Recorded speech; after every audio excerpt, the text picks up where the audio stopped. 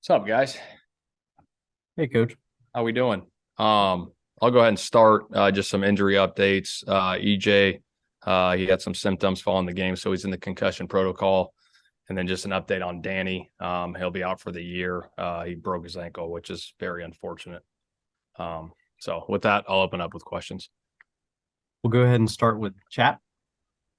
Coach, this is such a different role for you. How is it different now on looking at the roster? It used to be like your position area. Yeah. Now it's more grand. Yeah, no, it's definitely different. There's a lot of tough decisions to be made here in the next couple of days.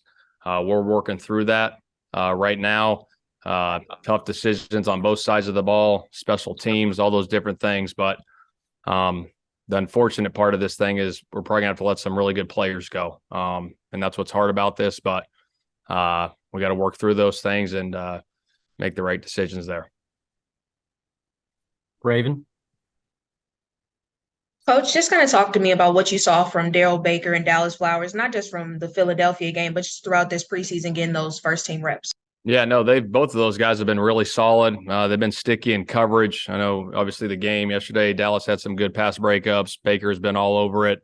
They've been good in man coverage. They've been good in zone coverage.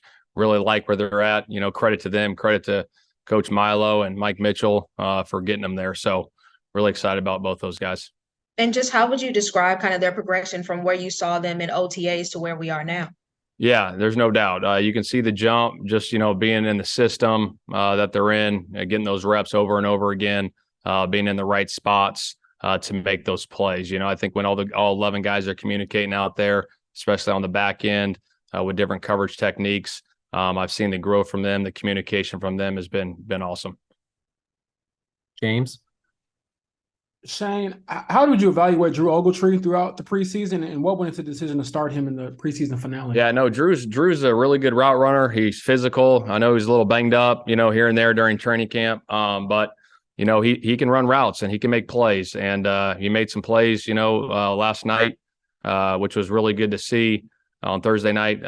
But really like where he's at. The tight end group as a whole has been really solid. Joel. Shane, with Danny going down, who else kind of fits in the center spot there, and how much does that hurt you guys just in terms of figuring out the backup offensive line? Because it seemed like Danny was going to be one of those guys. Yeah, no, absolutely. Danny's a really good player for us. To lose a guy like him is very unfortunate for us. I hope he has a speedy recovery. But just looking on the back end of those guys, we're working through all that right now. Wesley's took some snaps there at center. There's a couple other guys we're looking at without naming a whole bunch of guys, but there's going to be some, stiff competition there for those backup roles. Yeah. Coach, just so we're covered, is JT still in on PUP? Yep. Right now he is. Yep. Thank you. James. Shane, when you look at the roster as a whole, I guess how much does your your responsibilities change as the head coach versus being a offensive coordinator? And is it meetings? Is it text message? Like how does the process look when you're deciding how that roster goes? Yeah, I mean, obviously a big part of that is, dealing with, talking with Chris, going through that thing. He's got experience. I'm very fortunate to have a guy in the GM role that's done it, that knows these players really well. So we'll have those conversations, over the next couple of days and really leaning on him with those decisions too. And one quick follow-up, is Shaq still in the protocol? He is. He's doing really good, though. Expect him back soon. And what was Julius Brents out with? I'm sorry. He had a hamstring. He got a hamstring in the joint practice versus Philly. Okay. Yeah. Thank you. You got it. Raven. And Coach, last week you kind of mentioned how important this joint practice and an eventual game against the Eagles would really help you guys see that competition for those roster bubble guys. So does that kind of translate to tomorrow's practice as well, especially with injuries like to Danny Pinter to kind of sort out those last few spots? Yeah, for sure. I mean, we'll have a good practice tomorrow, before we, make some decisions. But it'll be good to get another day's work in, and the joint practices are always good to get, some other competition with our guys. And hopefully we'll continue to do that next season for training camp. Kent. Yeah, Coach, this is your first time down this road as a head coach. I wonder if there's a way that you're kind of monitoring your desire to grind 20 hours a day, knowing it's a 17-week season and you got camp, or are you making sure you have downtime? How do you do that?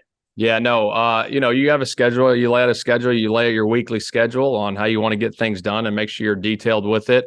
Make sure you're on time with things. And obviously there's deadlines on certain things you need to get done throughout the week, and make sure we're detailed on those throughout. I mean, that's the biggest thing, is being detailed for these players, making sure as coaches we're prepared so these players are prepared to go out and play good football on Sundays.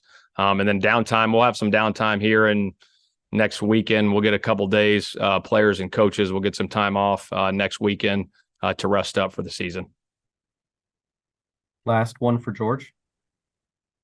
Shane, what's your message to the guys who might be in that 50 to 60 range on the roster right now, who are gonna have to sweat out Tuesday, might also have to sweat out Wednesday?